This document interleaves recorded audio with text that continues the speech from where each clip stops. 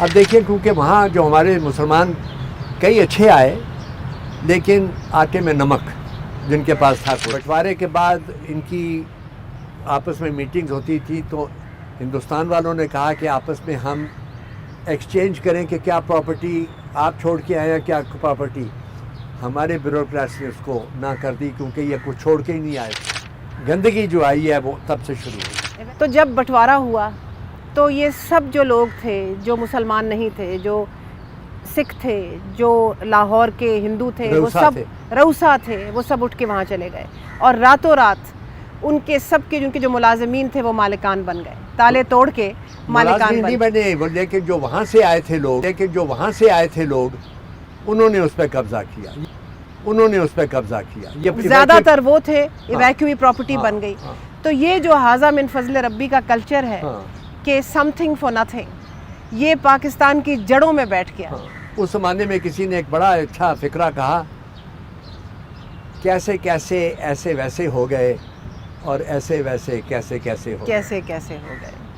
تو یہ جو evacuee property, this great crime that took place at the partition, آپ یہ مجھے بتائیں. میں نے کچھ ضعیف لوگوں سے یہ سنا ہے کہتے ہوئے کہ پاکستان کو بھاگ کیسے لگتے پاکستان کو بھاگ, کیونکہ یہ سارا کچھ جو ہے یہ لوٹ کی بنیاد گھن لگ گیا. پہلے دن سے ہی گھن لگ گیا. اب دیکھیں کیونکہ وہاں جو ہمارے مسلمان کئی اچھے آئے لیکن آٹے میں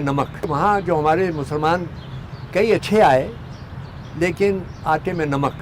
جن کے پاس تھا کچھ. مثلا لیاقت علی خان کا بہت اچھا مکان تھا, انہوں نے گورنمنٹ آف پاکستان کو گفٹ کر دیا جو آج بھی ریزیڈنس ہے ہائی کمشنر کا. لیکن باقی جو لوگ تھے وہ سر ذوالفقار علی خان کا وہاں مکان تھا اچھا, وہ خیر وہ چھوڑ کے آئے. لیکن اوروں کے مکان تھے, کوٹھیاں نہیں تھیں.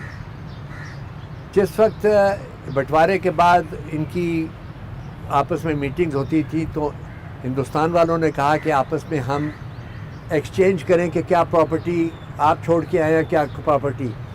ہمارے بیوروکریٹس نے اس کو نہ کر دی کیونکہ یہ کچھ چھوڑ کے ہی نہیں آئے تھے. بس جھوٹ پہ مبنی سارا کام کرنا تھا نا. یہ بہت بدقسمتی پاکستان. ہر ایک کا پدر سلطان تھا, پدر سلطان بود. بالکل. اور یہ بہت بدقسمتی پاکستان کی. یہ جو گھن لگا اور کھوٹ پڑا ہے آپ کے خون میں, گندگی جو آئی ہے وہ تب سے شروع ہوئی. ایویکیوی پراپرٹی کی لوٹ مار سے شروع ہوئی ہے. افسوس.